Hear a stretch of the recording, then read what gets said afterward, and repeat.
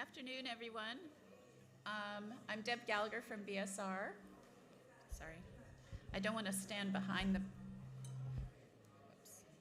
Don't want to stand behind the lectern, or else I'll disappear. So I'm going to try to do it this way. Can you hear me? Okay, great. Thanks for coming out today. We have a great panel here to talk about the just transition. What we want to do today is we want to talk about what actions are necessary, what challenges are to be met by businesses as they execute on the principles of just transition. And just to give you a little context for the conversation today, in Paris in 2015, the parties came up with an idea of putting together a work plan on just transition so that our pathway to 1.5 degrees centigrade is carried out with really a focus on impacts on people, social dialogue. Can't hear me? Ugh, that's all right. It's so hard for me to stand still when I talk. Okay, so I'll just rewind here a little bit.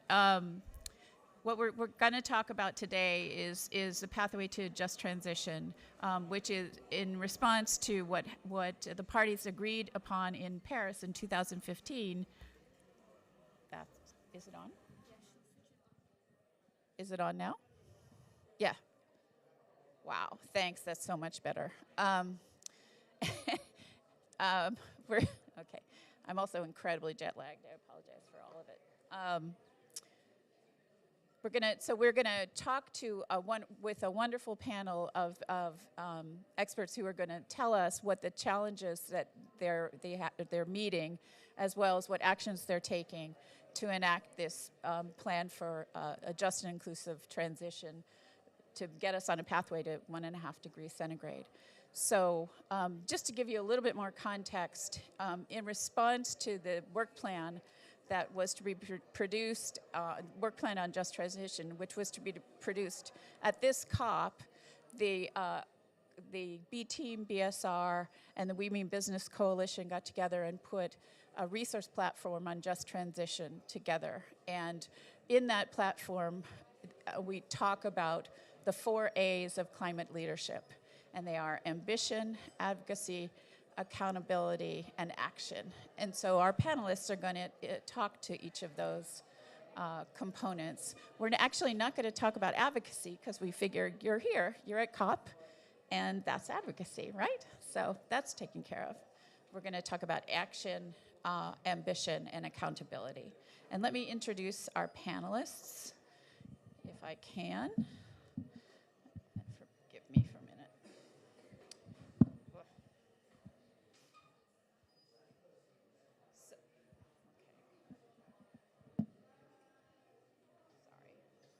So we have here, Christina Morel. Oh my gosh, I'm sorry. Christina Morel from Senior Analyst of Climate Policies and International Alliances from Iberdrola. We have Paulina Murphy, who's the Engagement and Communications Director for the World Benchmarking Alliance. We have Eyal Weintraub, who's a climate activist from Argentina. And then finally we have Punky Modis, who's the Group Chief Strategy and Sustainability Officer for the ABSA Group. And as you can tell, we're focusing on actions that companies and interested parties would take from the perspective of the Global South. So with that, I want to start off by asking a question to Christina on action. So what is Iberdrola's approach to supporting the just transition in the geographies where you operate, especially in developing countries? What are the main challenges that you see in developing for business to contribute a just transition? So thank you very much. Can you hear me? Yeah. So, well, thank you, first of all, for inviting us. It's a pleasure to be here. Thank you to the B Team, to Women Business, and to BSR for counting on us for this panel. For those of you who don't know, just Iberdrola is one of the world's leading companies in renewable energies. And so for us at Iberdrola, we consider that the just transition is key to achieve the Paris Agreement goals and to achieve the 1.5 scenario. And we consider the transition brings huge opportunities for the economy as a whole, for the society as a whole, and also for workers, of course, but for local communities and for biodiversity and the environment. So for us, well, beyond the traditional vision, the just and inclusive transition implies, of course, the phasing out from fossil fuels and the huge investment in renewable energies and in green energy solutions that bring improvements and opportunities for people, for nature, and for the society and the economy as a whole. So just to give you a glance of what we do at Iberdrola, we consider that this huge opportunity needs to be seized. So we consider that there are, and Irena's report said that there will be a lot of jobs created in the renewables field and in the green energy field.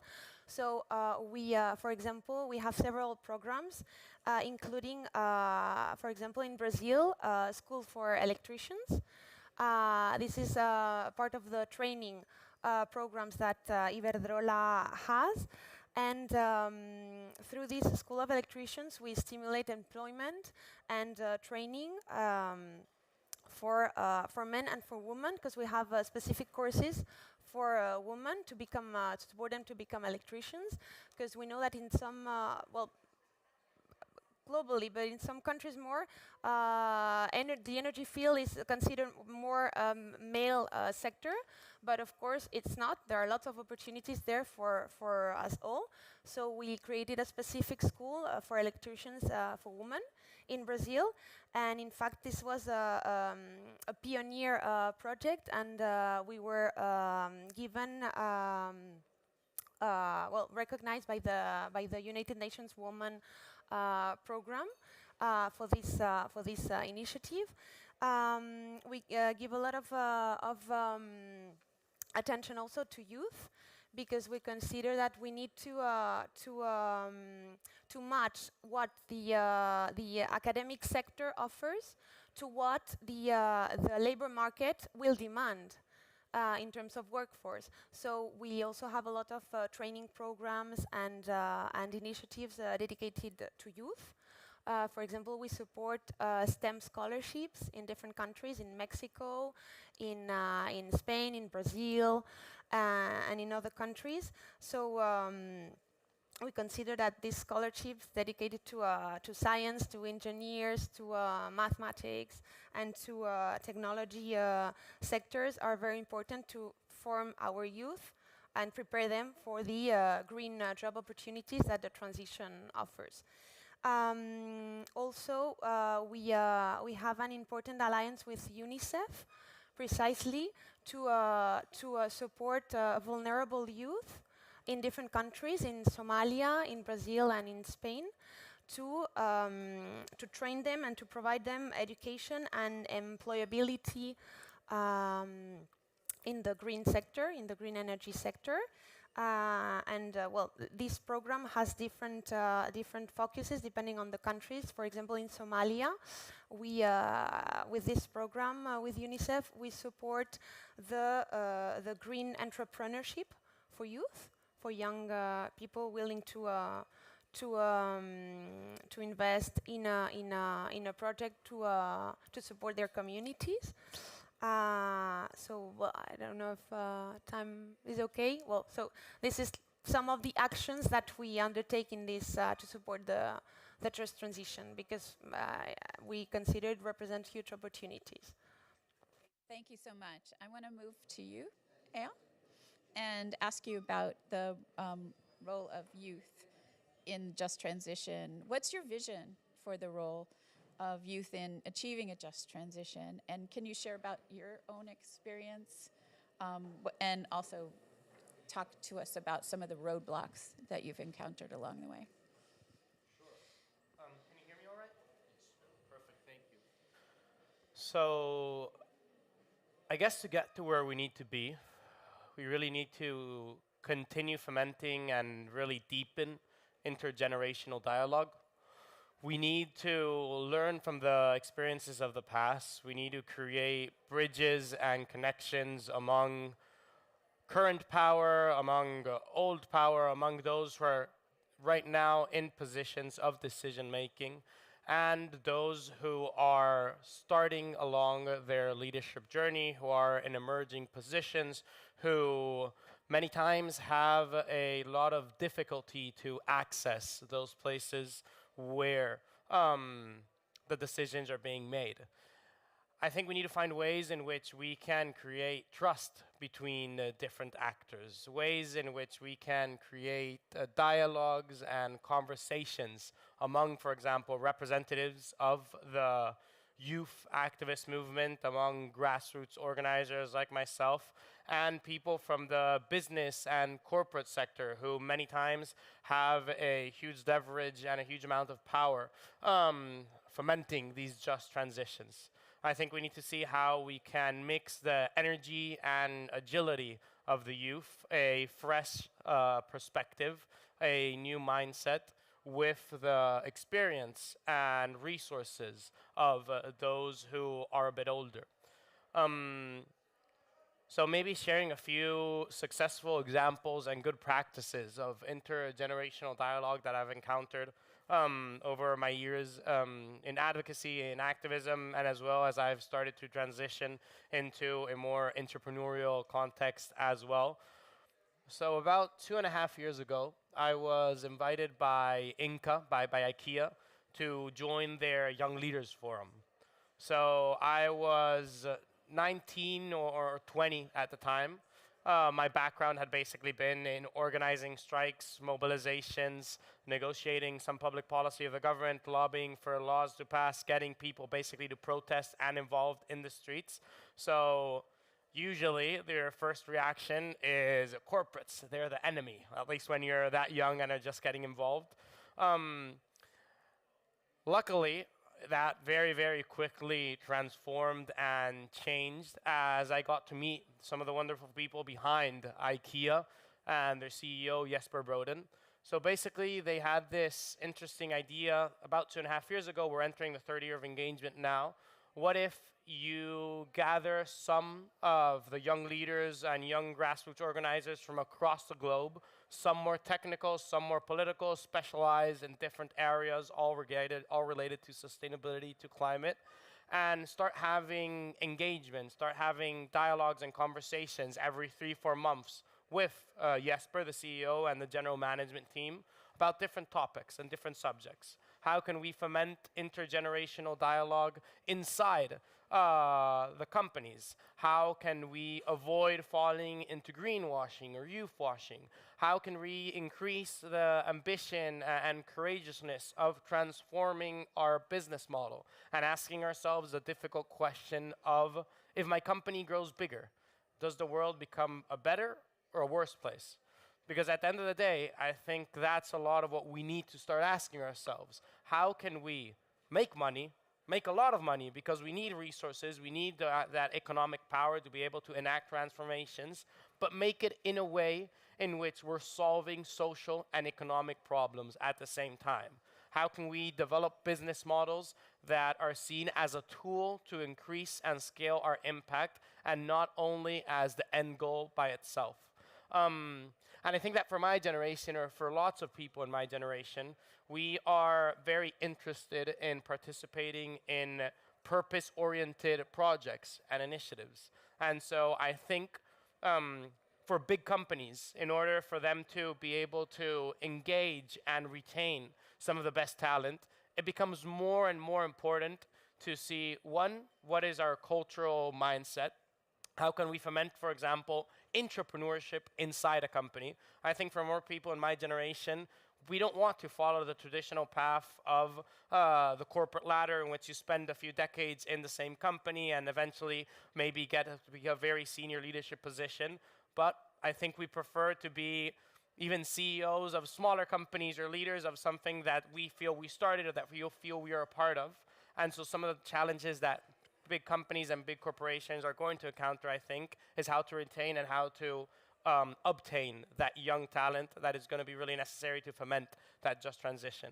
And so seeing how we can foment more entrepreneurship inside big companies is one of those ways. And then seeing how we make sure that it's very purpose oriented, how we feel like we're making an impact, how we feel like we're part of something bigger than ourselves. And I think that following those different journeys and career paths is some ways in which we can make sure that youth are actively engaged in the table where decisions are being made and make sure that we can co-create together a future we all want to live in. Thank you so much for those nice words. That's wonderful. I'm going to go on to Punki and ask you to talk to us about what the ABSA Group is doing. What's your approach to supporting the just transition? What are the main challenges you see for the financial institution from your perspective to contribute to a just transition? Yeah, thanks a lot, and good afternoon to everybody. From our side, I think this is a key topic of discussion as ABSA Group because it transcends not just mere, financial considerations. The topic of just transition, it goes beyond just the financial considerations. So from my side, I think the best place to start is just to anchor our organization. So ABSA is a group that is based and headquartered in South Africa, but we are in 10 African markets across the continent. So therefore, I think we do believe that, as a responsible financial institution, we have to gain a good understanding and also ensure, that we align our actions in our operations with, the climate agenda, and in particular, the sustainability principles, to ensure that we can effectively contribute to a more equitable and just environment. And also, at the same time, I think have all our colleagues in our operations being conscious around some of the future implications of the climate transition that we are all on. So our approach is therefore anchored on the concept of being an active force for good in everything that we do. And to a greater extent, I think that revolves around making sure that the strategic investments that we make as an organization are environmentally responsible in every manner, shape, or form. And this, to a greater extent, I think it manifests in how we support, the most vulnerable communities in our societies. Given Africa is very well endowed with youth as well as women, those are the two cohort of groupings that we support in this process to a greater extent. And how we show up is we work with organizations such as the National Business Initiative, as an example. And in that, we support, college students or students who have just finished matriculation, and we support them in ensuring that we provide them with skills for installing of the solar panels, and then also repairing the solar panels and maintaining them. So that's one of the initiatives that we are driving as an organization, which is contributing positively. But also from an overall business point of view, we've mobilized 100 billion rands over a period of 5 years, which we are expanding towards supporting renewable energies. And that target is a target that we communicated back in 2020, and where we are at now is we've actually advanced 67 million, of that target. So we are 2/3, I think, away from achieving the target, which we had thought we'll achieve by 2025, but my sense is we'll achieve it sooner than 2025, just to help the enablement of, green economy in the markets where we are. However, I think to your point on some of the challenges, I think navigating this challenge, transition is not without its own challenges. So, as financial institutions, like us, we have to, almost find a delicate, way of navigating and balancing not just profitability in this space, but also ensuring that the investments that we make, are sustainable, I think, over a long period of time. So I think striking that equilibrium does demand careful consideration. And importantly, I think it's innovation, and also it's just having that longer term vision that goes just beyond the immediate financial gains, which you can all imagine it's not an easy thing to do, particularly if you're an incumbent organization.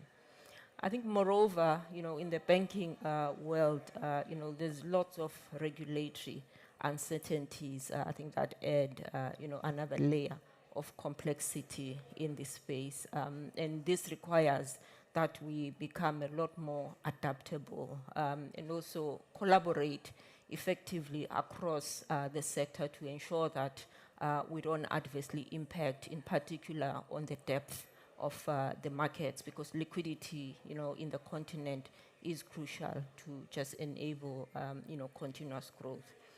I think also one of the most formidable, challenges that we are dealing with, it broadly lies in ensuring a smooth transition, for sectors that we support, and also, communities that will be directly impacted by loss of jobs, particularly in the fossil fuel sector. So in that space, we, from a strategy point of view, have said that we have to prioritize, the social dimension of this transition, and ensure that, we don't leave anyone behind.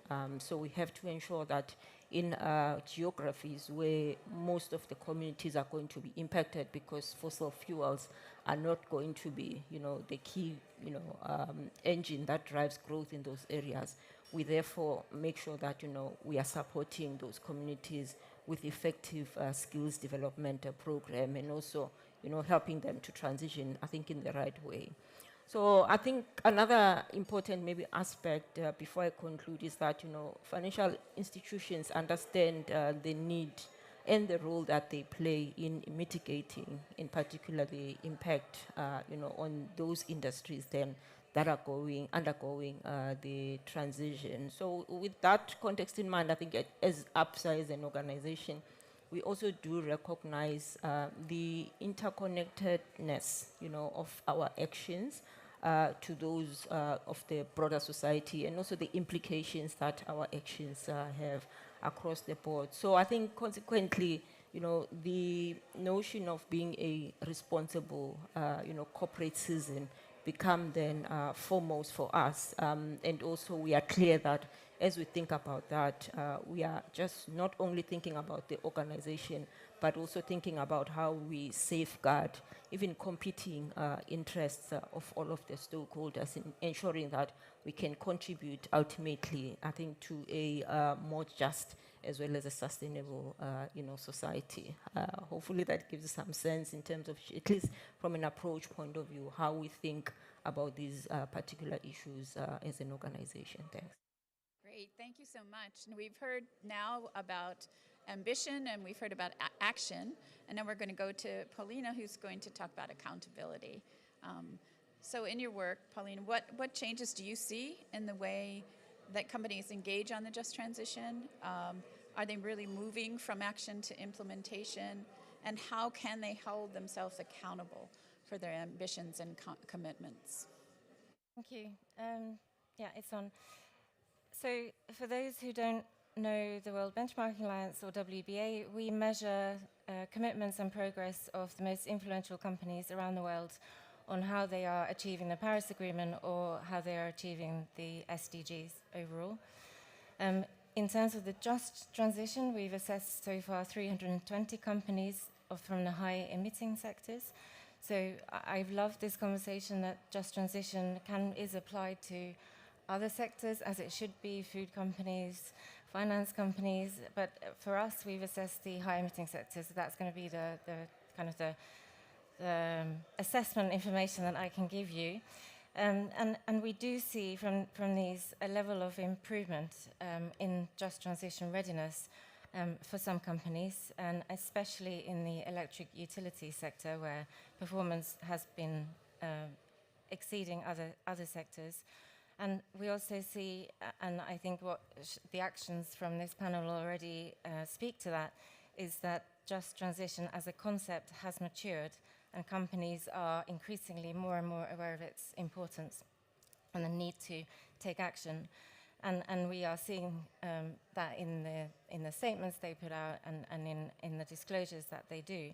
But unfortunately, the commitments are not yet really, we don't see the implementation of those commitments. So I can't sit here and say that the pledges are definitely being followed up.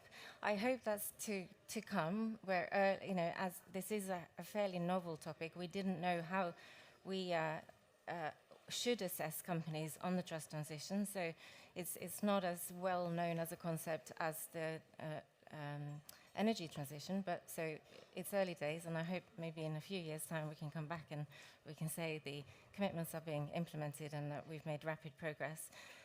But just to give you a flavor, so of the 320 companies, 8% had partial planning in place, and less than 1% had a full implementation of just transition. So we're starting from quite a low base.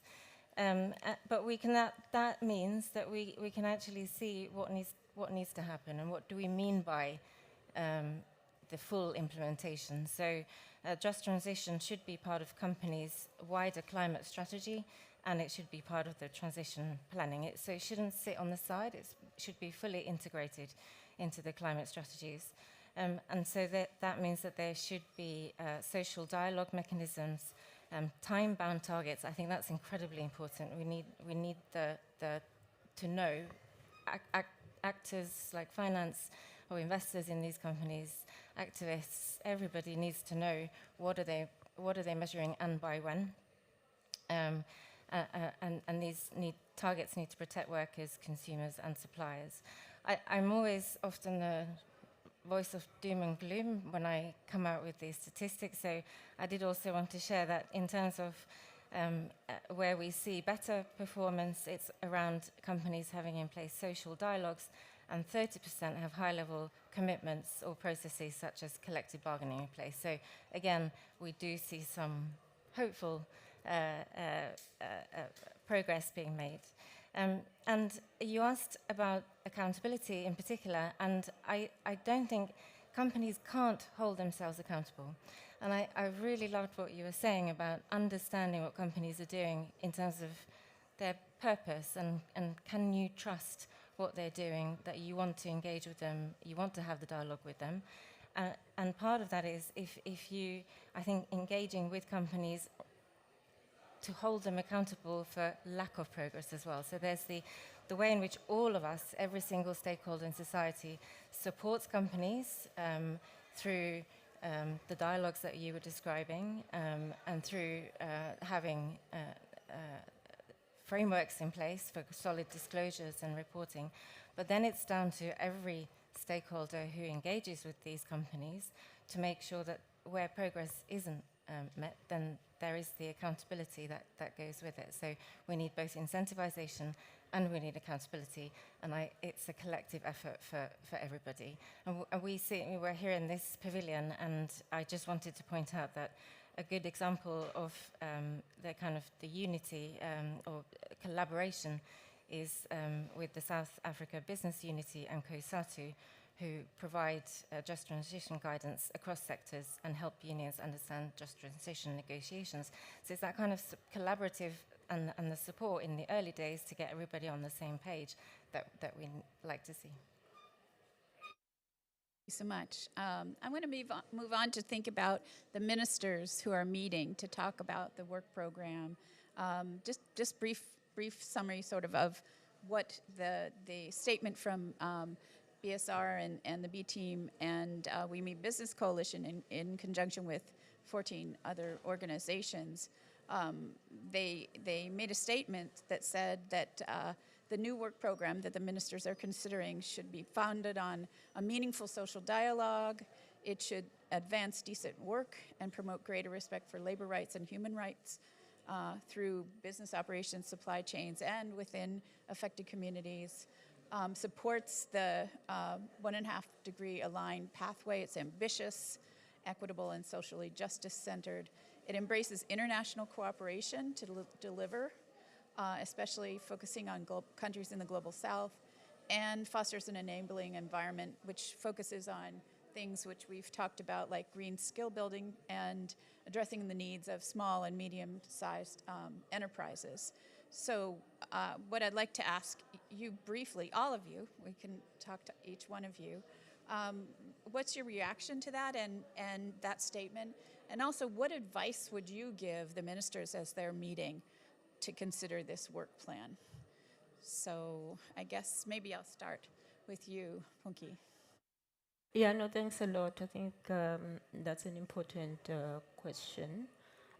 So my sense is that there's obviously a bigger need for better collaboration, in particular in this space, because if you think about just transition principle, it's about ensuring that we do not leave anybody behind. And when you look at the context of the African continent in particular, African continent, we've got challenges around climate-related issues, but also we've got challenges around economic growth, and also, giving people meaning and reason, to live, which largely sits in the space of job creation. And you cannot, I think, separate those three components. You've got to ensure that as you solve this greater climate challenge, you take into consideration people's livelihoods, how do you ensure that they continue to live meaningfully?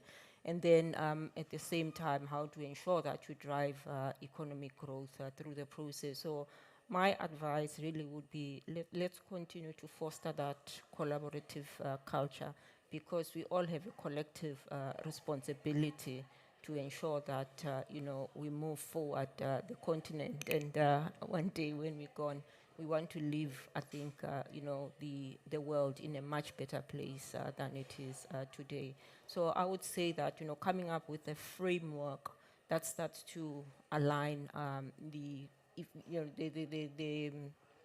work effort just to move us forward, particularly as far as it relates to capacity building, because this green economy is quite complex. It's not well understood. So when we move together, I think as a collective, we will get to the solutions a lot more quicker than if we don't move together collectively with a clear framework that guides how we move forward. Thank you. Christina, I'll ask you to respond to that question. So, of course, I completely agree. We need to join forces and work together. We need collaboration, collaboration, collaboration. And also what was said earlier, we need dialogue. We need to talk to each other, and we need to listen to each other. And I think one key issue too is to consider the just transition. As Paulina was saying, we still have some doubts about the definitions and the scope, and this is being worked under the work program. But I think I consider the just transition is really multidimensional. So it's of course about workers, of course, but it's also about local communities. It's about the society as a whole. It's about nature. It's about adapting the education systems and the academic curricula to what the work, the labor market will demand, and what the labor market is demanding in terms of green skills. I think capacity building is key, because we really need to build the capacities of the workers that are working now, but also of the youth that will become workforce in the future. So I think this the capacity building is key. and the preparation of skills, because as we advance in the transition and as we advance in the achievement of the Paris Agreement goals, we need to tackle all these dimensions. And collaboration, as we mentioned, yes, and of course we need to be able to anticipate what's coming to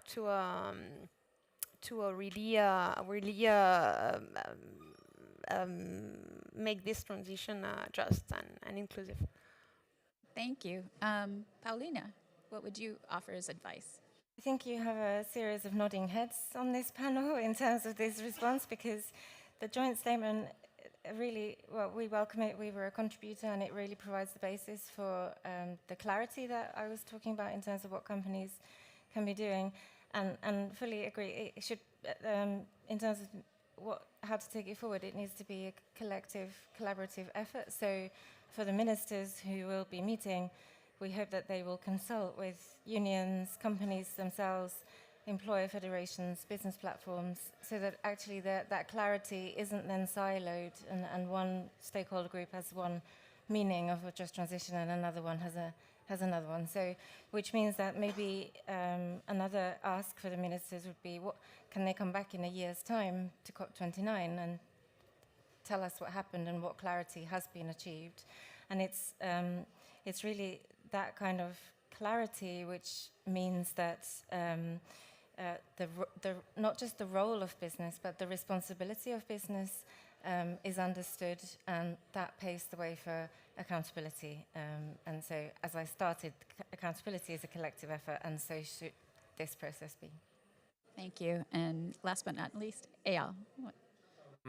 So I guess I'd like to see public and private collaboration in upscaling green skills across the globe.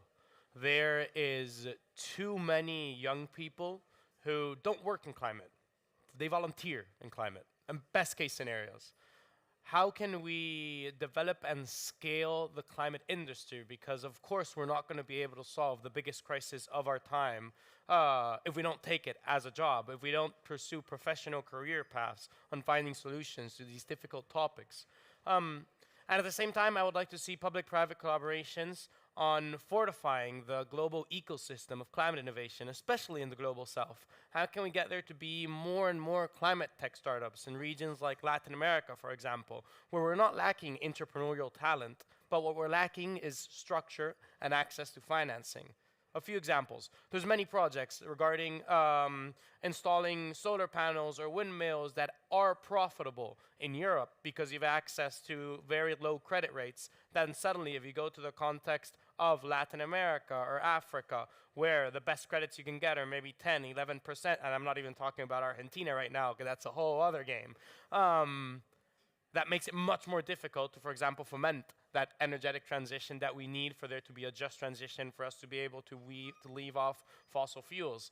Another example, in Europe, I can't remember the name of this university, but I know this university student-led program called Start Global. It's led by students who are 18, 19 years old. They develop an accelerator program selecting startups, impact-oriented startups from all over Latin America. So these people are students in Switzerland that are 18 years old. With 18 years old, they are developing and selecting startups from all across the globe, from all across Latin America, bringing them to Europe, fomenting an accelerator program. They finished university with 22 years old. They've had access to some of the best mentors, to some of the best entrepreneurs of the whole ecosystem.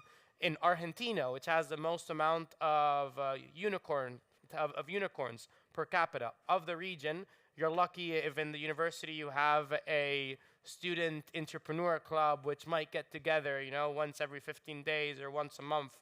So what we need is structure. We need more incubator programs. We need more accelerator programs. We need access to more investment and to cheap credit. And so that is a way in which you include the global south, not only from in this perspective of including their voices, of just giving someone a token place in the table, but actually enabling us to have developed the structure and gain the skills to have a meaningful participation and find our own solutions for our own problems.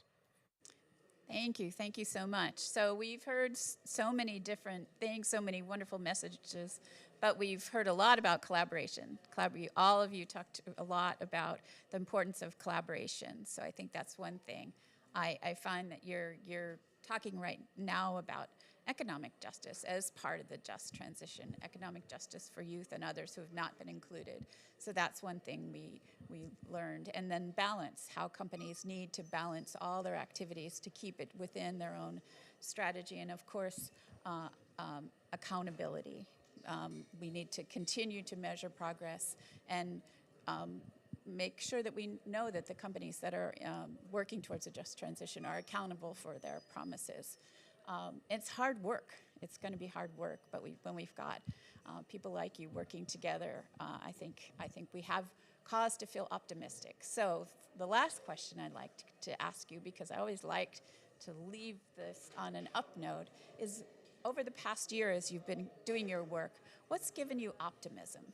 What can you leave for all of us so that we can, be optimistic about being here at COP28 with all of these people working towards the same solutions? And I'll just go down through the panel, and I'll start with you, Christina. So, well, I'm an optimistic person. So when I received your invitation and I was asked about what elements during the last year give me hope. So I think there have been lots of things. I think there is an increasing interest and there is an increasing presence of just transition in the global agenda, in the global climate agenda. I think we have seen this at COP27 last year, at COP28 this year. But not only by the number of events related to just transition, but also by the number of increasing initiatives. For example, the Just Energy Transition Partnerships are a step. And also which is important, as Eyal was mentioning, the public-private collaboration is key, and the implication of non-party stakeholders is key in achieving the just transition. And as you may know, last year at COP27 in Sharm el-Sheikh, the high-level expert group of the United Nations presented the Integrity Matters report, which includes recommendations for non-party stakeholders in achieving the net zero commitments. So this is a very important step for non-governmental actors, like companies, like academia, like organizations. And in this report, they include 10 key recommendations for non-state actors to achieve their net zero commitments. And the just transition is key. It's one of the recommendations, and it's also part of other recommendations. So I think this is a positive element that happened last year. Also, the Just Transition Resource Platform, launched by BSR, the B Team, and Women Business Coalition last June, if I remember correctly, is they have done an incredible job in gathering all the available materials to guide the just transition for business, for companies in this case. But so we're starting to have more guidance and more materials, which is good because we need this. And there are also some global initiatives. Another initiative led by BSR, the B Team, and Women and the BSR and the B Team, which is the Energy for Just Transition collaboration, was launched a couple of years ago. And also UN Global Compact launched their think lab on just transition, and they have produced several briefings on just transition and renewables, just transition and supply chain, just transition and adaptation. So we're starting to have more guidance and more materials and more references to support non-state actors, to support companies, businesses in our just transition pathway. So I think those are positive and good signals, and they have happened during the last year or year and a half, so which is good. It's happened. That's great. Paulina, what gives you hope? Thank you. I had very similar initiatives right here. But I think that is a reason to be hopeful. I'd add one, which is the Maritime Just Transition Task Force as well.